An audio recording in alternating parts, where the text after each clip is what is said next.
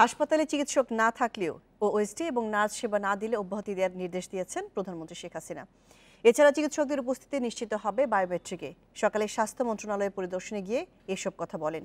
পাশাপাশি বেসরকারি মেডিকেল কলেজে শিক্ষার মান বাড়াতে নজরদারি বাড়ানোর তাগিদ দিয়েছেন সরকার প্রধান।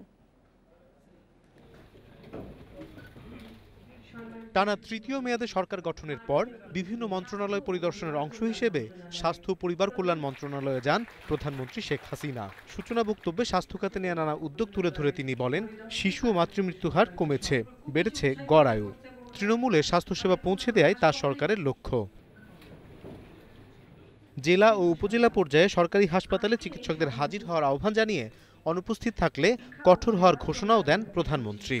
সবার আগে দরকার প্রত্যেকটা জেলা আগে একটা সার্ভে করে দেখবেন, এটা স্বাস্থ্য মন্ত্রণালয় থেকে করতে হবে, যে হাসপাতালগুলিতে কত রোগী যাচ্ছে, কতজন অ্যাটেন্ডেন্ট, ডাক্তার সেখানে থাকছে না কেন, যাদেরকে সেখানে বদলি করা হবে তারা যদি কাজ না করে সবগুলোকে ওএসডি করে রেখে দিতে হবে, তাদের দরকার নেই, নতুন ডাক্তার দিতে হবে।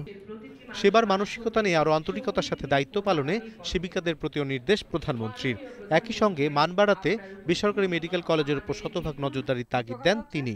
যে নার্সদের ব্যাপারে আমি তাদের সম্মান দিয়েছি ঠিক, কিন্তু রোগীর সেবাটা তাদের করতে হবে, এটা বাধ্যতামূলক। না করলে সে চাকরিতে থাকবে না, চলে যাবে। অনেক প্রাইভেট জায়গা আছে, কাজের অসুবিধা নাই, আমরা আবার নতুন ট্রেনিং করে নিয়ে আসবো, লোকেরও অসুবিধা নাই আমাদের। এর আগে মন্ত্রণালয়ের নানা সমস্যা ও চাহিদা তুলে ধরে প্রধানমন্ত্রী সহযোগিতা চান স্বাস্থ্যমন্ত্রী জাহিদ মালেক। অনিমেষ কর, ইন্ডিপেন্ডেন্ট নিউজ, ঢাকা।